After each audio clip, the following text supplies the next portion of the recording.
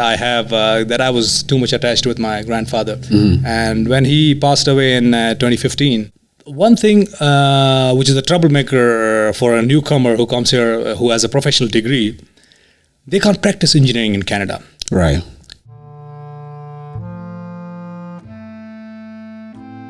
On the 18th episode of 18th Avenue Podcast.com, my guest this week is Mr. Aftab Ali Rahimoon from Pakistan. Raised by a supportive grandfather who was a scientist and a cowboy in his days, a practical father, an engineer, and a loving mother, a school teacher. She taught young Aftab how to read and write English in grade 1, while many of his peers would not have this opportunity till grade 6. This would give Aftab a unique advantage later on in life. Aftab is an electrical engineer following his father's footsteps. He came to Canada on the Provincial Nominee Program in 2016 in hope for a better life and to find employment in his chosen field. Unfortunately, that has not been the case. Meanwhile, today Aftab is a model, actor, and a vlogger who travels around the country and documents his life in tiny vlog episodes and share with his friends, families, and the rest of the world. Here are 3 significant things we'll touch up on in this episode. The cultural references of Pakistan, vlogging, how-to, the challenges that foreign workers faces when they come to the Western world. The flip side to this story is, when Western workers travel to other countries for employment, as they often do, they not only find employment in their chosen field, but are often heavily compensated. I am curious though if such a double standardness will ever become the thing of the past in our society. If you like this content and would like to watch more video like it, please consider subscribing to our YouTube channel, Facebook, and Instagram account. For those long drive and walk and physical activity, indoor or outdoor, please catch the next episode of 18th Avenue Podcast.com on Apple, iTunes, and Anchor Podcasts. And now to our feature presentation with Aftab Ali Rahimoon.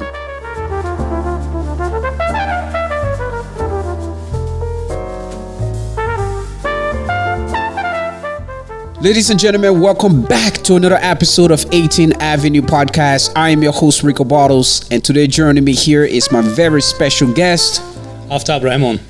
Aftab, thank you so much for being here. I've been knowing you for some time, but before we get into all that, let me just finish up with this quick introduction here and remind the people what this platform is and what they can expect from it. If this is your first time tuning into this platform, this is a platform about cultural people and their stories. So if you have a stories and have something to say, something of importance in this world to share, we want to hear from you. Mr. Aftab, thank you so much for being here. I know you for many years now, and I'm pleased to say that you're definitely one of my good friends. And yeah, welcome to the platform. How are you doing? I'm good and doing good. Rico, how are you doing? I'm doing pretty good, man. I can't complain too much. Life is great right now. Look, let's get right to it. Let's start by telling the people where you're from. Okay, ladies and gentlemen, my name is Aftab Rahimoon, as Rico said, and I'm from Pakistan. I'm an electrical engineer. I've done my bachelor's in electrical engineering from Pakistan. Then I've moved in Canada in 2016. I've came to Nova Scotia. I've stayed there for 1 year. Couldn't find a job, so then I came to Alberta, and that's how I met my friend Rico in 2017. So it's been 4 years I've been living in Canada, but mostly I spend my winters back home. So every December I go back, and I come back in every March. You're so lucky, man. I am. You leave us. So is it warmer there during the winter? I mean, during December month, yeah. It's warm. So our extreme winter in Karachi will be plus 5 degrees Celsius in days and plus 2 in nights. So that's our extreme winter. That's what it is. We can't even talk about that right now. So let's tell the people about your upbringing, man. What are some of the things that you remember about your upbringing, your cultural and everything? Tell us a little bit about that. Okay, so basically, if we talk about Karachi, which is my city, the biggest city of Pakistan, so it's a multicultural city, multi-ethnic people from different backgrounds come there, and we speak. I mean, if you talk about me, I speak 5 languages. Oh, I did not know that. Yeah, so one is my mother tongue, which is Thari, which is from Tharparkar, and then I speak Sindhi, which is a provincial language of our province that I came from, which is Sindh. and then I speak our national language, which is Urdu, and then I speak English, which is the fourth language, and I speak a little bit of Arabic as well. I mean, I can read Arabic, but I understand a little bit. So basically, I can understand and speak 5 languages. Wow. And if I speak my mother tongue with my national language, if for example, I'm from southern part of Pakistan, and someone is from up northern part of Pakistan, so he won't understand anything. Really? Oh yeah, it's that different. I can see that. I can see that because Liberia have like 16 languages, and it depends on where you are. People don't. Exactly. We don't communicate at all sometimes. So tell us about your cultural in terms of like some of the things that foreigners probably need to know prior to going to Pakistan, and things that they should, not just respect. I mean, you should always respect everything, and especially people culture and their differences and stuff like that. What are some of the things that in that culture that every person must know? Right. So the basic culture of Pakistan is a South Asian culture, like that I've came from, which is India, Pakistan, Iran. These are the 3 countries. And if we talk about Pakistan, and especially my city, which is Karachi, so I'm on the extreme southern edge of Pakistan, and it's situated on the Arabian Sea. So we have got 2 big ports in Karachi. One is Karachi Port, and other one is Bin Qasim Port. So if we talk about culture, I came from a background that, if we talk about my childhood, I grown up in a neighborhood that has different kind of people with different backgrounds, different ethnicities. So that's why when I came to Canada, I had pretty much easy for me to cope up with this environment, because if you talk about Canada, it has different cultures as well. Because you already came from a background of very diverse background. Yeah. So, and then if you talk about again someone like you who wants to visit Karachi, for sure, the one thing which you would love is our winter. Your winter? Yeah, our winter is really warm. I mean, it's not that cold if you're coming from Karachi. Right. So, but our summers are brutal, for sure. So if anyone who's coming from Canada or US, I would highly recommend you should definitely visit Karachi. And a couple of some other cities like Islamabad, Lahore are really good. So you should visit them in like winters in December and January. That's the best time. But if you want to visit like the southern part, because we have mountains as well, our extreme northern part, which starts from Kashmir and go up to Afghanistan. I won't recommend to go to Afghanistan for sure. Right. But if you talk about the northern part of Pakistan, it has beautiful mountains, it has beautiful lakes, so you should definitely visit that. And what are we talking about when we look at like the landscape in terms of distance? How far is that? So if we compare, like if you leave from Karachi, which is my city, which is the extreme southern part, and if you want to travel to Islamabad, which is our capital of Pakistan, which is in the extreme northern part, so it's around 1,500 kilometers. It's not that far. It's not that far. Yeah. Okay. Because our whole Pakistan is like it's around 1,800 kilometers from north to south, and 600 to 700 kilometers from east to west. So you can practically drive through the whole place if you. Yeah. Wow. So it's like Pakistan is if you compare its area, it's almost same as size of Nova Scotia. Yeah. So when now your family, do you come from a big family, or are you like the only child? No, I came from a big family. Yeah. Okay. Yeah. And how big is your family? I've lived I was born in a farm near Umarkot, which is a city near Tharparkar, which is the desert.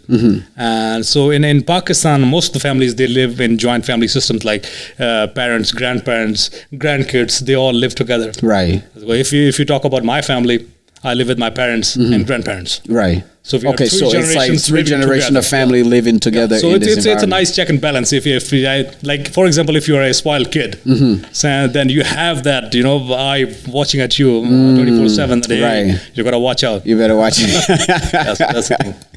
Would you say that were you like a troublemaker when you were growing up? Were you stubborn? Were you hard headed? Nah, not really. No, you didn't get in trouble. So you're like a good boy all the time. Good boy, yeah. All right. Yeah, it's kind of remind me of like back home. I think the African culture is very much similar to that, in which where you will have generation of family still living within under like the same roof. Sometimes it's like an entire community of just that. That's right. Yeah. Just that family living there. That's actually pretty interesting. So what are some of the things that, growing up, you remember specifically about like your father, and maybe, words of wisdom that sort of like have prepped you and put you in a position that you want to be in? If I talk about my childhood, I lived close to my grandfather, because my father has a job that was around 300 to 400 kilometers from our town. So he came after 1.5 months. Right. So I've spent my childhood with my grandfather, and he was a gentleman. And the best thing I liked about him, he was a great horseman as well. He had some amazing horses back in the 80s, but then he sold over the horses. Then I was the one in my family who bought horses. Right, because I've seen so many videos and clips of you on horses. And that's right. Okay. And Dad wasn't happy about that. Your father wasn't happy. No, why is that? He said it's just a waste of time. They ate too much grass. You could have some buffaloes and some cows. Wow. They give us milk, so it's a nice business. So horses give us nothing. And my grandfather supported me at that time, and he said, "No, if Aftab likes it, I'm with him." You're with him. Yeah, because he was a cowboy back in 60s and 70s. He had some amazing horses. So that's one of the memories that I have done my bachelor's in electrical engineering in 2009. I worked in Pakistan for 6 years, but when I came here, I had to start from scratch. So I had to go through a series of exams and the certifications in order to practice my engineering here. So for an engineer, if you come here, you have to get the equivalent certificate first from the university to the Canadian institutions. And once you get that certification, then you'll get an EIT, which is engineer in training, from a professional association of the province where you're living. So like for example, in Nova Scotia, it's Engineers Nova Scotia, and in Alberta, it's APEGA. So these are the organizations who give you EIT, and after completing 3 years working under that EIT certification, then you'll be eligible for a PEng exam, which is professional engineering exam. So once you complete that, then you'll be a certified professional engineer in Canada. So now you see how long that process is. So if anyone who's coming from outside Canada has a non-Canadian degree, he'll face lots of troubles here. I'm glad you brought that point up, because that's also been, a lot of the guys that you encounter in the field, these people, some of them have, multiple degrees, but can't find a job in their field. That's right. But are forced to, look elsewhere for other opportunities. I guess the question I have for you is, prior, you mentioned that you got qualified for a program that brought you to Halifax, right? Are you guys, what kind of a pitch are you all given? Are you told what it is you're getting into? Are you aware prior to leaving Pakistan that, look, you're leaving Pakistan, but when you get to Canada, you're going to need to do an extensive upgrade before you can be eligible to work within? I knew about that. They tells you these things. I knew about that, but the thing is that we have our professional engineering association back home as well, like the PEC, which is Pakistan Engineering Council. So what I think is there should be an international body that should recognize all the degrees, all the experiences globally, and then they should have a joint engineering association who manages all these, equivalencies. Like, for example, if somebody coming from your country, like South Africa or Saudi Arabia or Dubai or Pakistan, India, Malaysia, Thailand, wherever. So their professional organizations should have a matching with the American, Canadian or Australian, all the degrees. So in this way, all the engineers, we study all of the engineers, we study same thing. Right. We study same syllabus.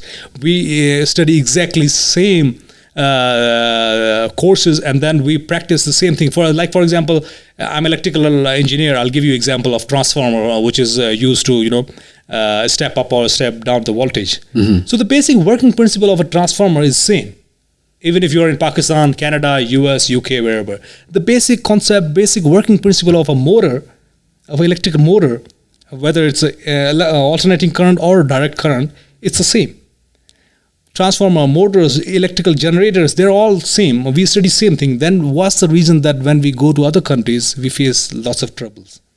So in my opinion, Canadian government, US government, and other governments should organize a body by which they can, synchronize simultaneously all of these engineering programs, so that when one engineer, one professional that has a couple of years experience goes to another country, so he won't find any trouble.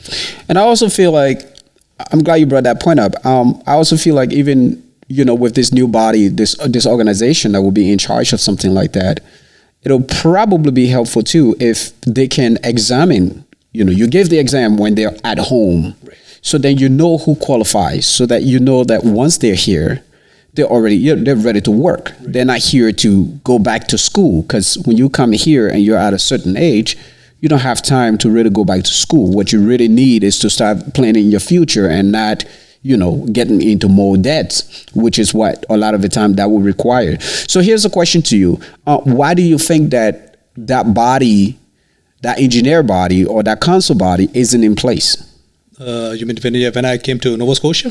No, not when you came to Nova Scotia. It's just, now you just said that it'll be good for Canada, America, and any other countries to have that body, a council body in charge that can make sure that those coming in, especially those qualified, we'll call them able bodies, coming to Canada or wherever else they go around the world, they're work ready. Right, yeah. Right? Why do you think that body, that council body, is not in place yet? Okay, there are a couple of reasons. I mean, most of the organization bodies, they have all the different standards, like the minor standards. Like, for example, if we talk about the working standard of the voltage in Canada, which is 110. Mm-hmm. We use electricity at 110 volt. Back in Pakistan, we use 220 voltage. So there are minor differences. But the people who are working in Canada or in the US, they think that there might be some troubles if the fresh engineer is coming in. So their minor differences can make trouble. So these new engineers can't adjust in our environment. So they have to go through a long process in order to get that certification done once they get in the field. So what happens when a Canadian or an American person leaves here and go to Pakistan or go to Nigeria or wherever else they go? Mm-hmm. Are they also being scrutinized to undergo the schooling process? They just have to submit their professional engineering certificate and they're good to go. And they're good to go and they're working already. Exactly. Yeah, even though we're working with 110. That's what I'm saying. Yeah, that's the worst part. So they just have to submit the certification in Pakistan Engineering Council and they're good to go. Okay, so when you look at the government body and how they function in Pakistan, what is their position on, is it something that they've sort of talked about, that their student coming from Pakistan and going elsewhere in the world should also have equal opportunity as well? Does that ever come up within your government? There is one program, the joint venture, which was started in 2018. But I haven't heard after that. But they were planning something to initiate a program, the joint venture program. But that was with the UK, Canada and Australia. I'm not sure about USA. Mm-hmm. So they were planning about that. So if that happens, and that will create lots of opportunities for Pakistanis to come in Canada, UK and Australia. And be able to work right away. Sure, yeah. Because then their body will be joined, like Pakistan Engineering Council will be joined, it will be a joint venture, like, so it will be connected with the UK, Australia and Canada.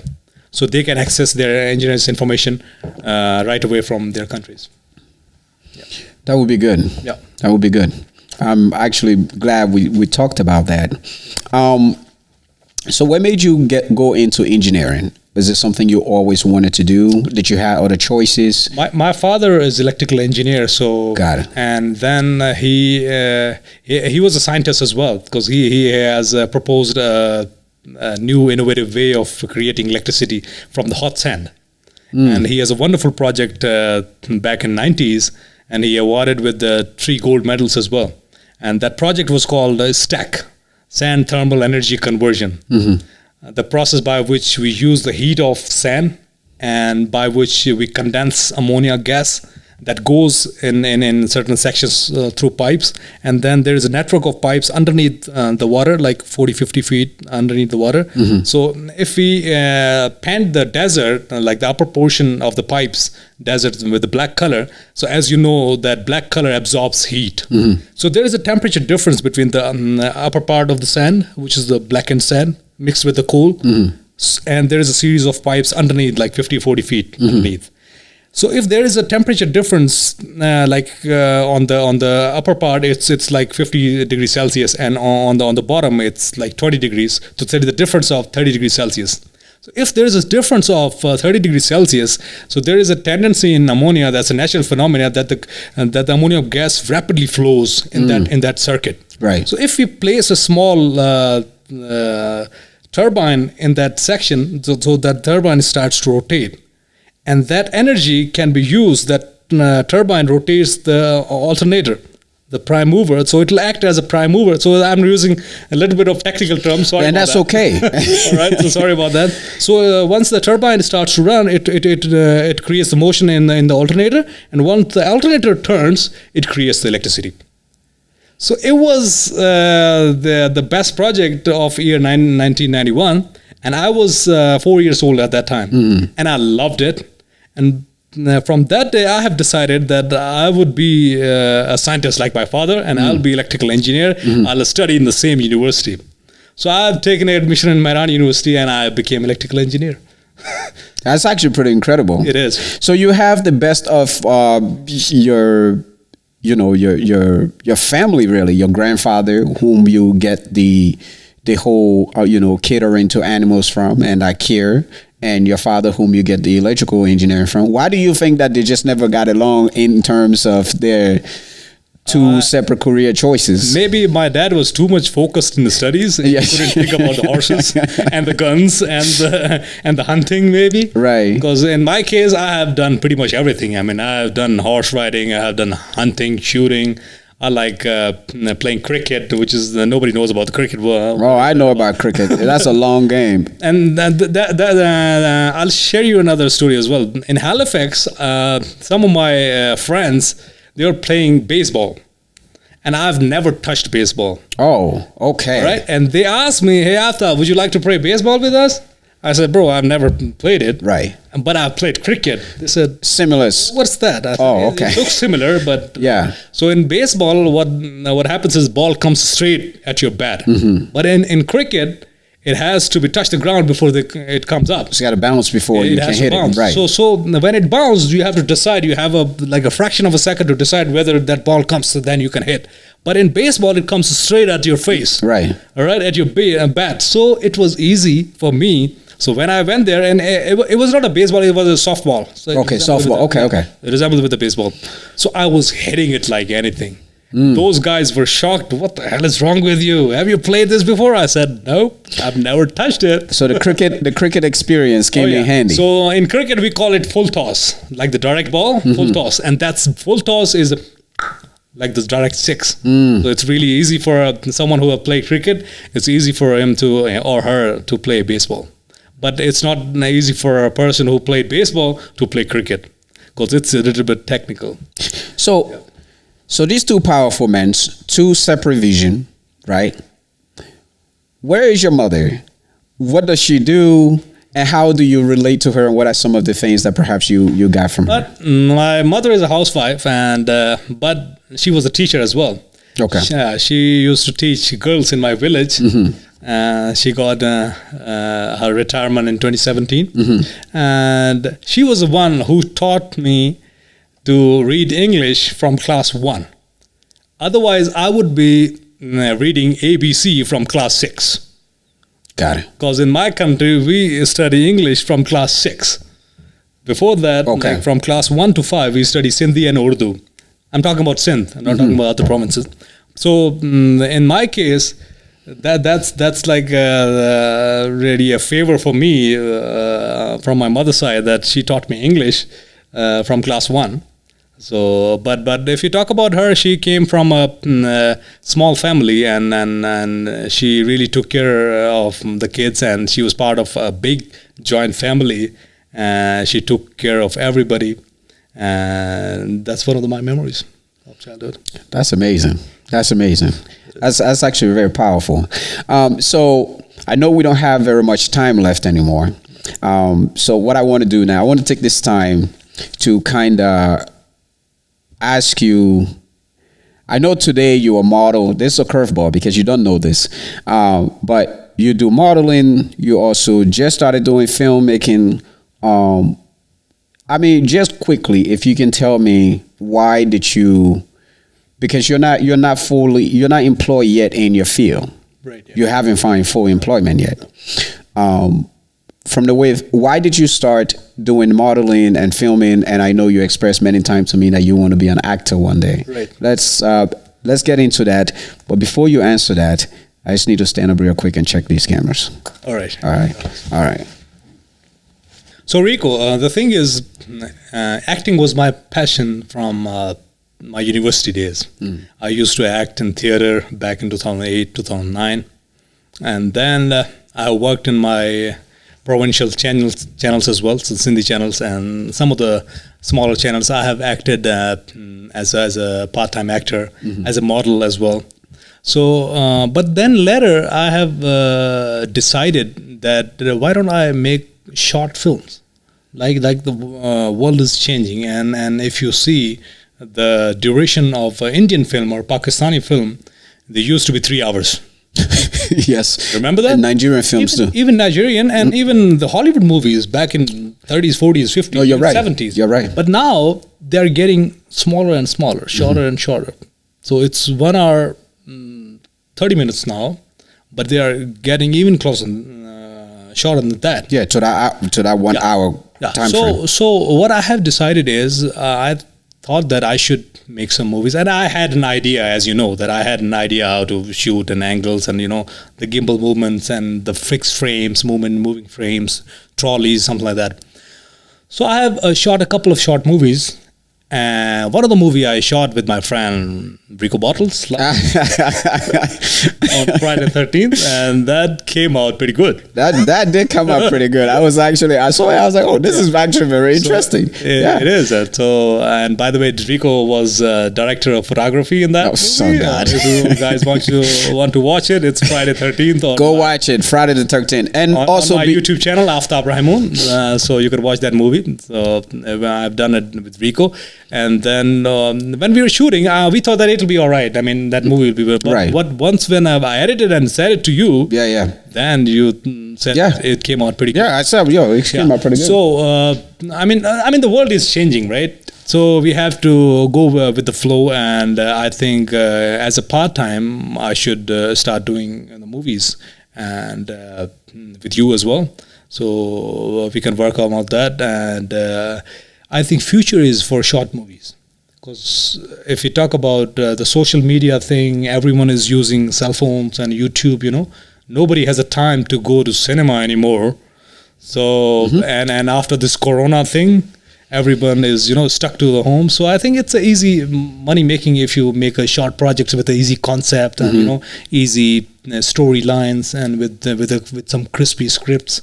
So that's the way it works, and I think I'm doing pretty good. No, you are. Actually, speaking of which, I think I've been talking to you about filmmaking, probably a lot of people out there, because that's also like my passion as well. My passion initially started with music, and then, branching on into photography and it's coming to this point. But I've always wanted to do everything by the book, so I spent so many times just writing scripts.